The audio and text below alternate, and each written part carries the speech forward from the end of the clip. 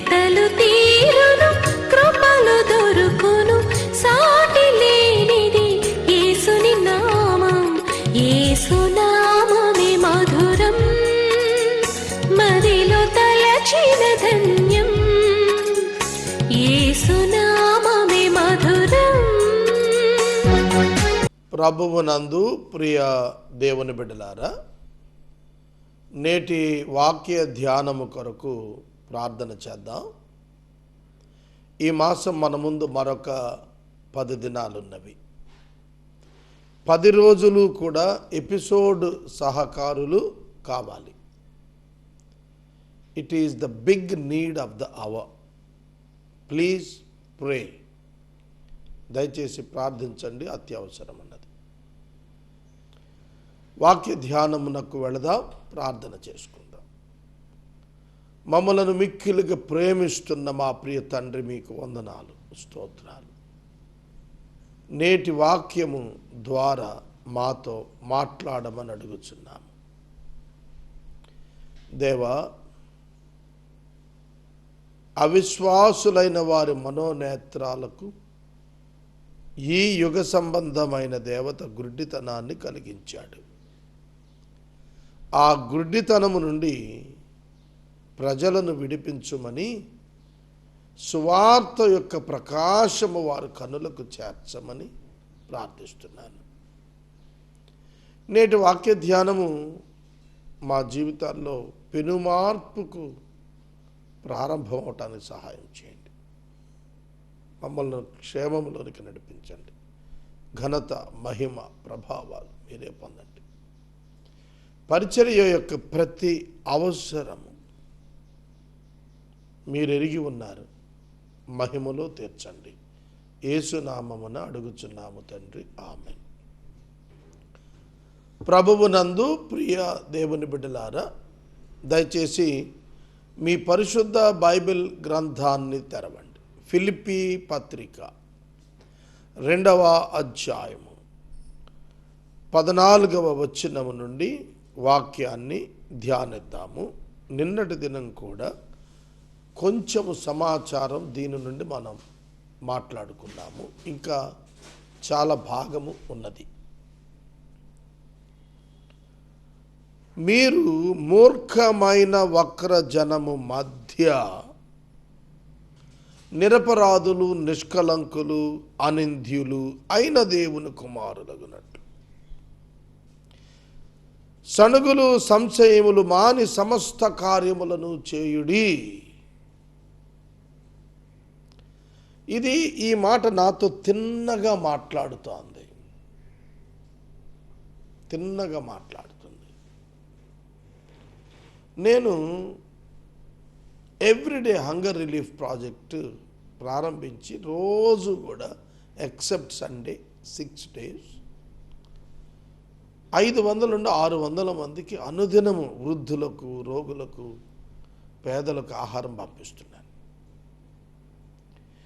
ఈ నేపథ్యంలో అనేక మంది ప్రజలు దీనిలో భాగస్థులు అవుతారనే ఆలోచనతో నేనున్నాను. అది వైఫల్యమైంది.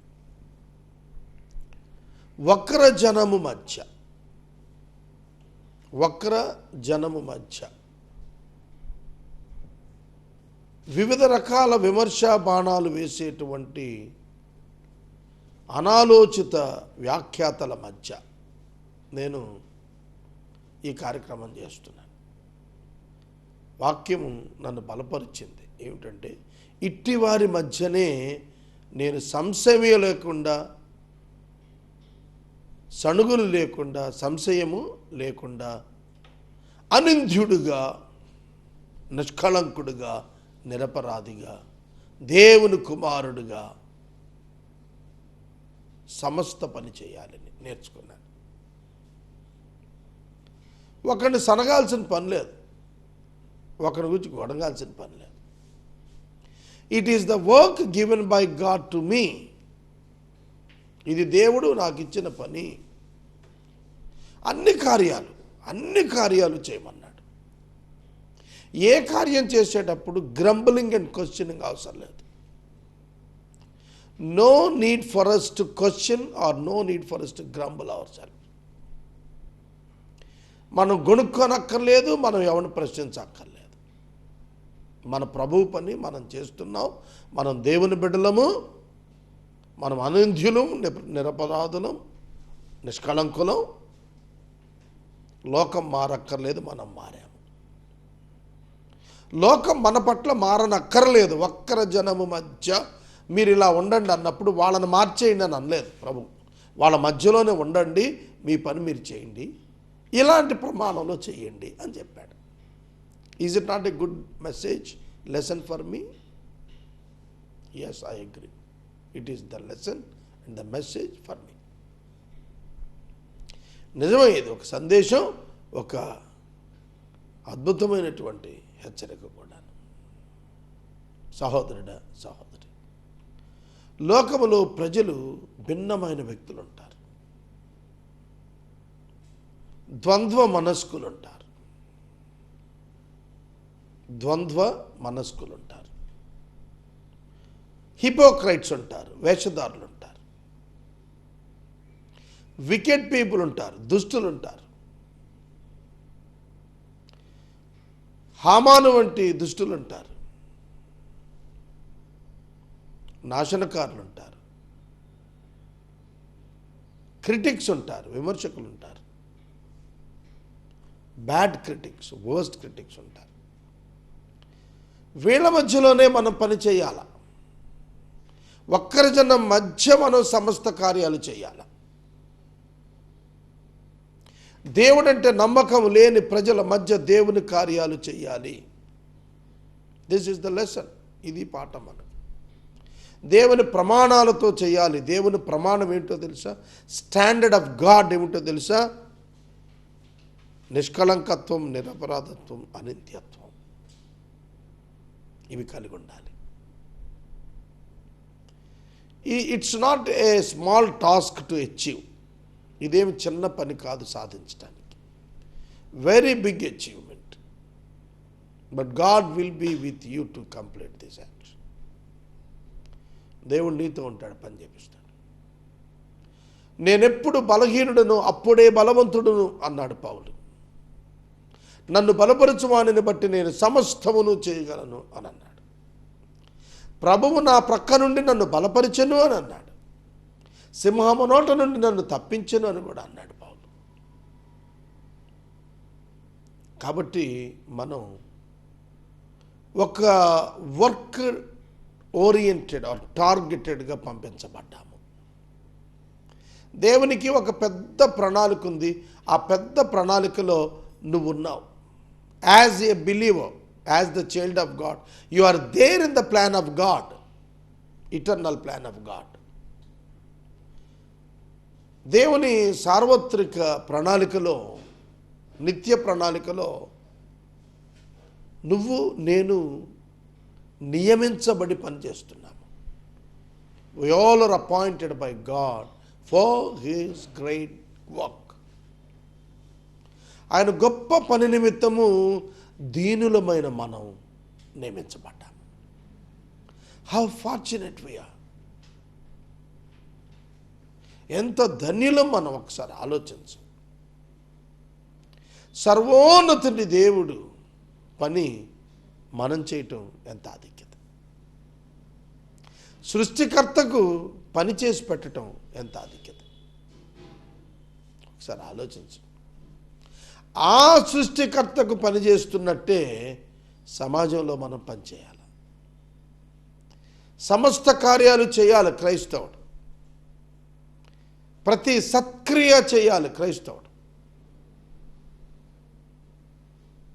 ఇది మనల్ని ఎంతగానో ప్రోత్సహిస్తున్న మాట. ఎంతగానో ప్రోత్సహిస్తున్న మాట.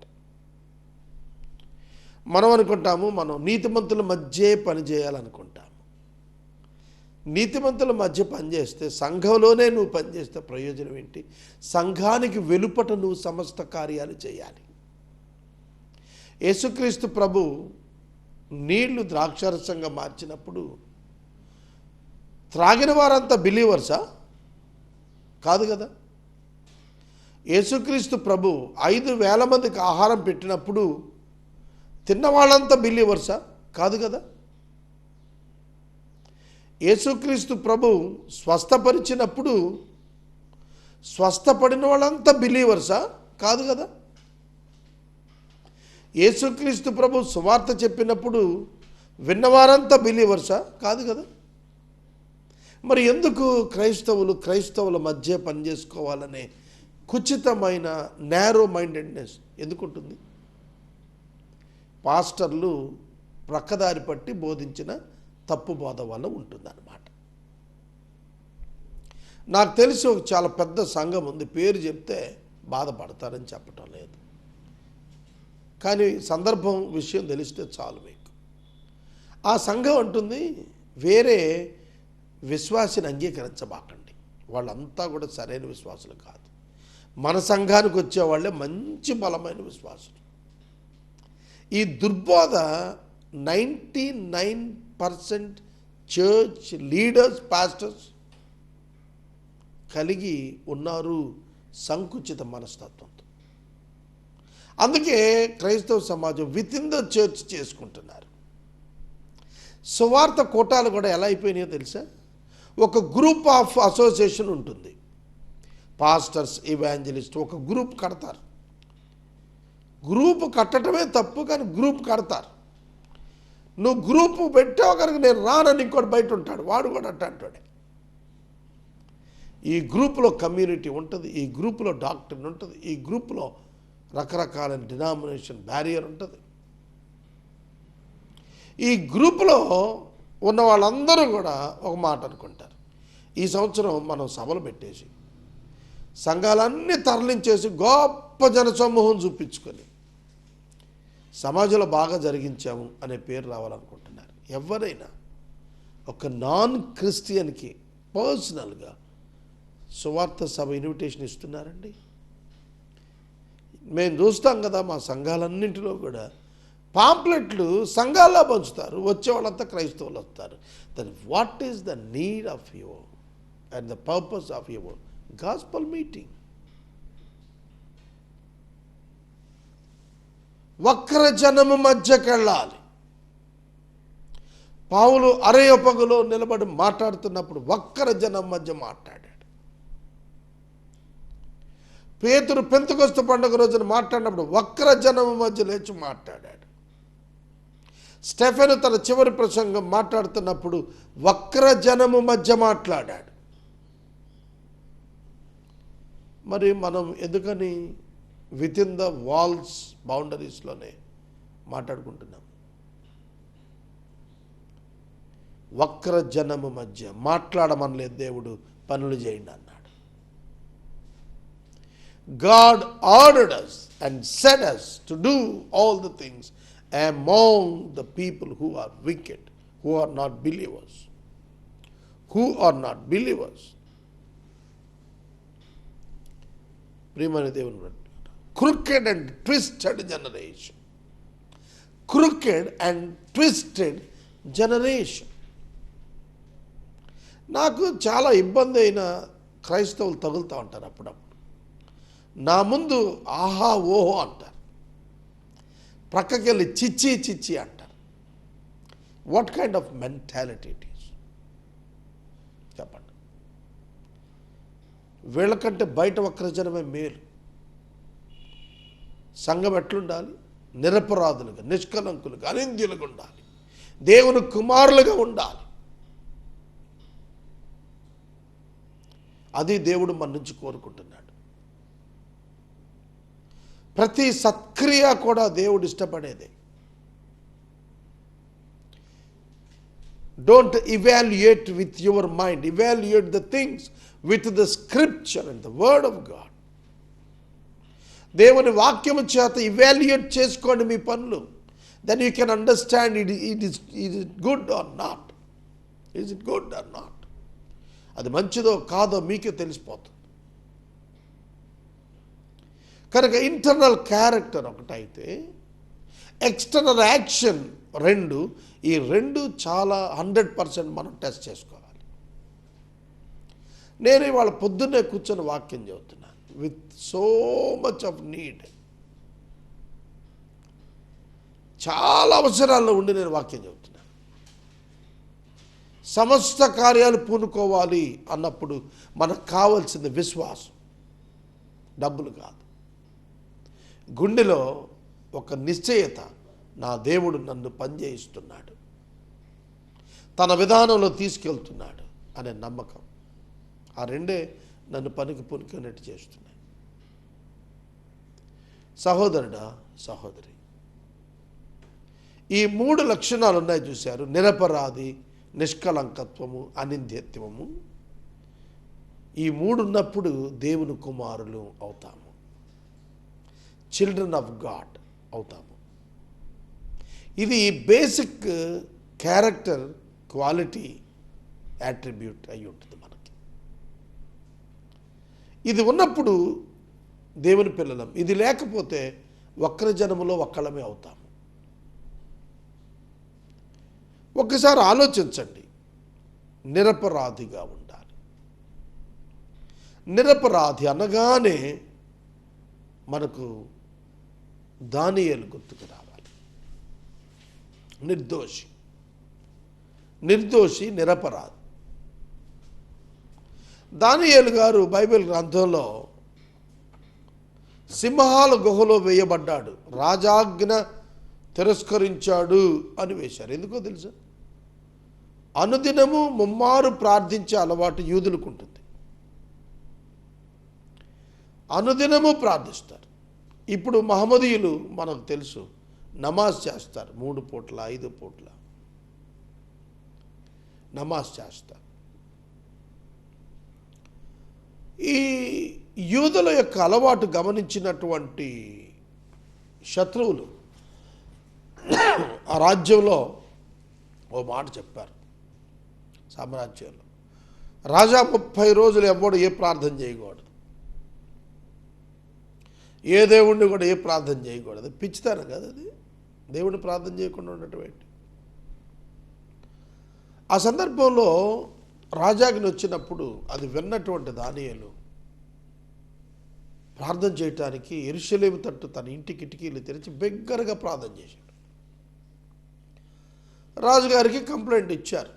రాజుగారు తప్పక ఏం చేశాడంటే, దానియేలు అంటే ఇష్టం, చాలా ప్రియమైన వాడు ఎంచుకున్నవాడు, మరియు చాలా అసోసియేట్ దానియేలుకి రాజు. కానీ తప్పలేదు, శాసనాన్ని బట్టి వెళ్ళి సింహాల గుహలో వేశారు, బోన్లో కాదు. చాలా ఫెరోషియస్ హంగరీ లయన్స్ మధ్యలో తోసేశారు. ఒక విచిత్రమైన విషయం ఏంటో తెలిసిన, ఆ రాత్రంతా యేసుక్రీస్తు ప్రభువు ఆయనతో ఉన్నాడు. అది దానియేలే చెప్పాడు, దేవుడు తన దూతను పంపి నన్ను కాపాడాడని ఆయనే చెప్పాడు. షడ్రక్ మెషక్ అబేద్నెగోలతో అగ్నిగుండములో తిరగాడుతూ ఉన్న 4వ వ్యక్తి అయిన యేసుక్రీస్తున్నారే, ఆయనే ప్రీ ఇన్కార్నేటెడ్ జీసస్ క్రైస్ట్ అంటారు ఆయన్ని. దానియేలు గ్రంథంలో కూడాను సింహాల గుహలోకి వచ్చి కూర్చున్నాడు. చూడండి, మనం ఏదైనా డాబర్ మ్యాన్ అల్సేషన్ ఉన్న ఇళ్లల్లోకి వెళ్ళాలనంటే ఆ హౌస్ ఓనర్ వచ్చి ఆ డాగ్ను అది కంట్రోల్ చేసి మనల్ని తీసుకెళ్తారు. కాబట్టి before we enter in to the house they'll take the care to protect us from that animal. House owner వచ్చేసి దాన్ని దాచేస్తాడు, పక్కకు తీసుకెళ్ళిపోతాడు, లోపల పెట్టేస్తాడు. అర్థమవుతుందా? మేము మీగర్ మాథ్యూ అనే బిషప్ ఇంటికి వెళ్ళేవాళ్ళం హైదరాబాద్లో.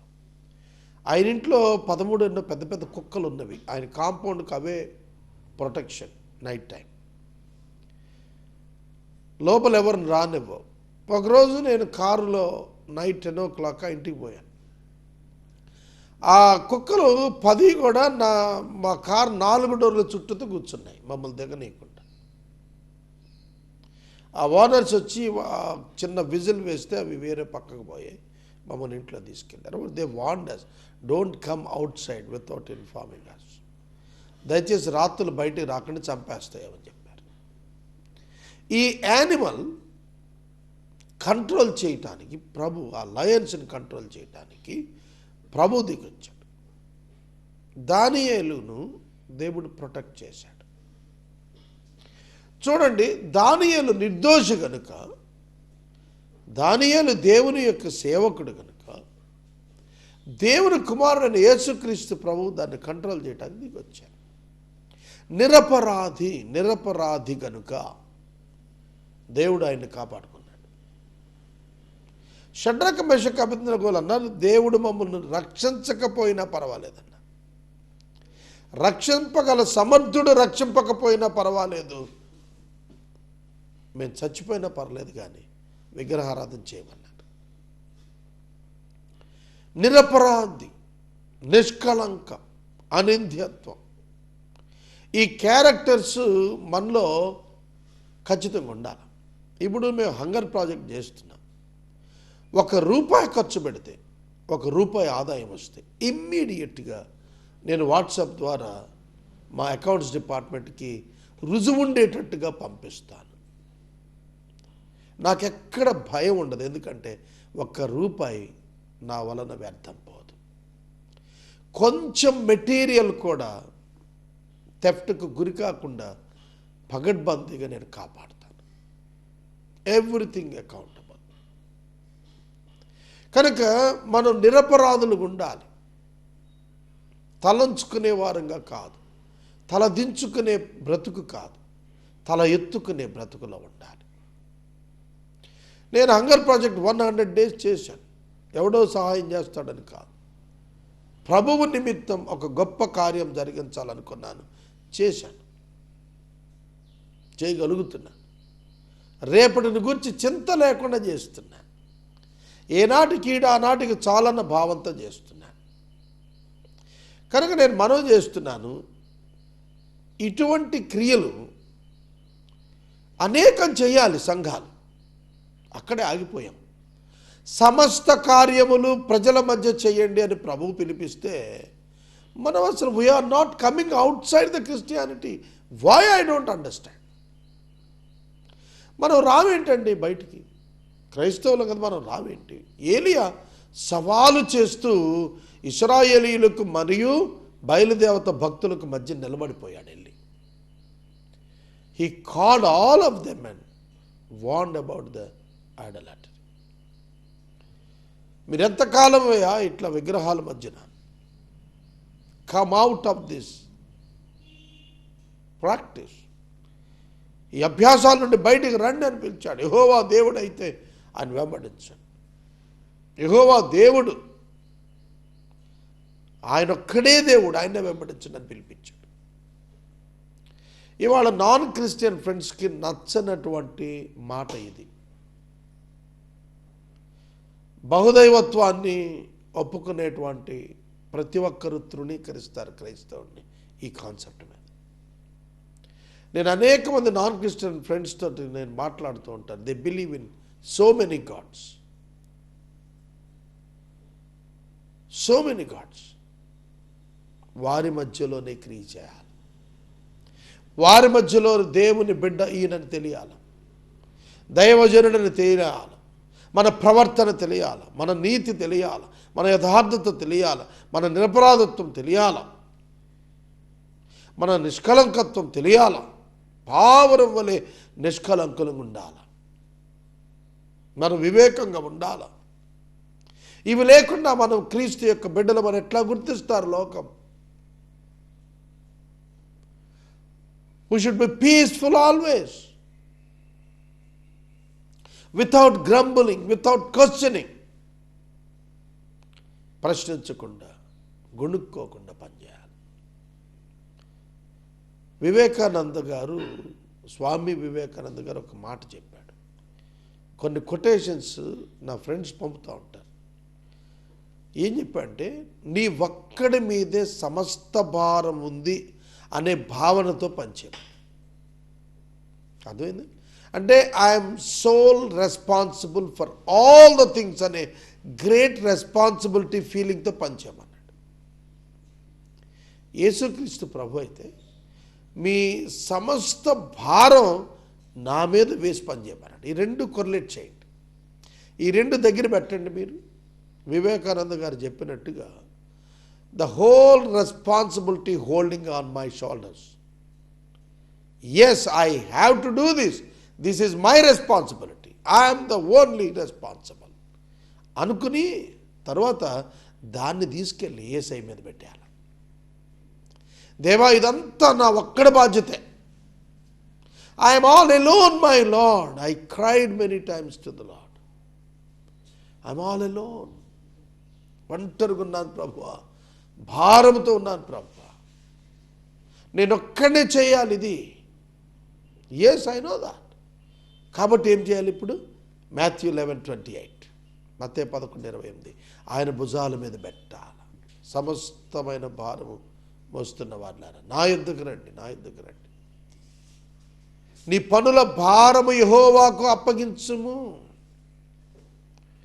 వాటన్నింటి నుండి నీకు తేలిక నెమ్మదినిస్తాడన్నాడు. So you must feel that you are responsible and you must transfer your burdens to Jesus Christ.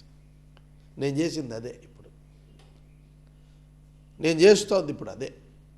ప్రభువా, నువ్వే నాకు, నీ మీదే నా భారం వేస్తున్నా, నువ్వే ఈ కార్యం చేయి ప్రభువా. మిరాకిలస్ అండి, మిరాకిలస్ దేవుడు చేస్తాడు. మరియ తల్లి కానా వివాహంలో అదే చెప్పారు. ఆయన మీతో చెప్పింది చెయ్యండి.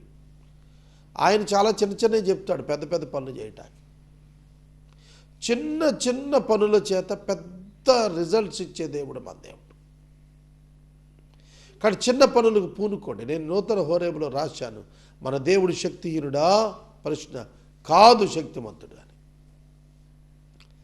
No, our God is so powerful. చాలా శక్తిమంతుడు మన దేవుడు. బిలీవ్ దట్, బిలీవ్ దట్, దాన్ని నమ్మండి.